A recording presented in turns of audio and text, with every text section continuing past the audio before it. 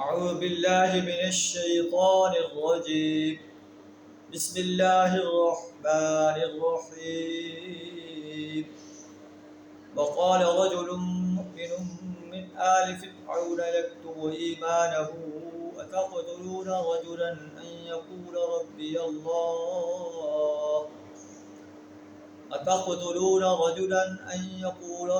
الله وقد جاءكم بالبينات من ربكم وإن يك كاذبا فعليه كذبه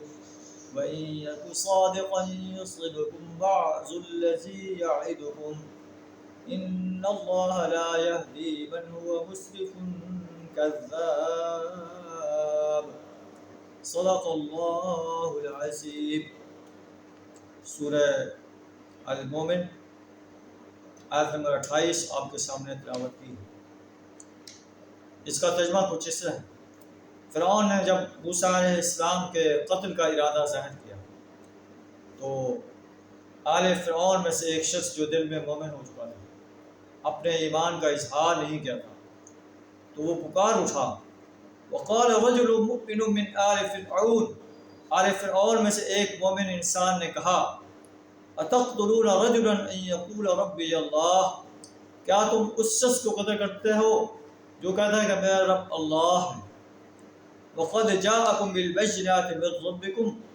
وہ تمہارے رب کی طرف سے واضح نشانیاں لا چکا ہے، ید بیضاء لا چکا ہے، عصا لا چکا ہے، وَإِن يَكُ كَاذِبًا فَعَلَيْهِ كَذِبُهُ، اگر وہ جھوٹا ہے تو اس کے جھوٹ کا وبال اسی پر پڑے گا، وَإِن يَكُ صَادِقًا يُصِبْكُم بَعْضُ الَّذِي يَعِدُكُم، اگر وہ سچا ہے تو جس بات کی تمہیں وہ جو ہے خوف دلاتا ہے، وہ وعیدیں، وہ عذاب تم پر جو ہے آ سکتا ہے۔ ان اللہ لا یہدی من هو مسرف کذاب، اللہ کسی ایسے شخص کو ہدایت نہیں دیتا جو حد سے گزرنے والا ہو، کذاب انسان ہو، جھوٹا انسان۔ تو یہ جرت جو ہے ایک مومن آل فرعون کر رہا ہے، فرعون کے کھلے دربار میں، بڑے دربار میں،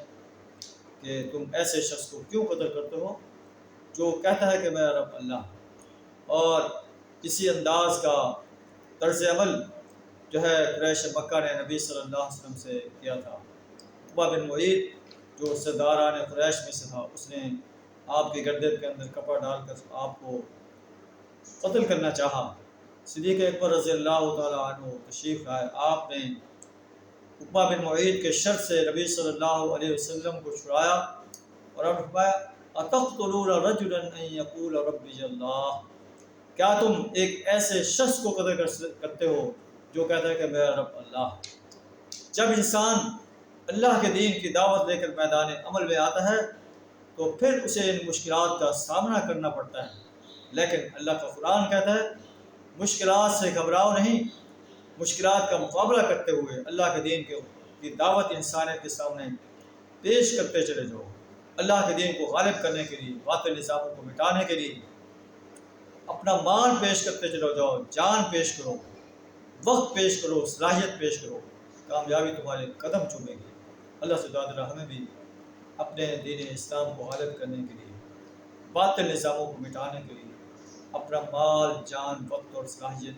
کھپا دینے کی توفیق عطا فرمائے۔ وآخر دعوانا الحمد للہ رب العالمین۔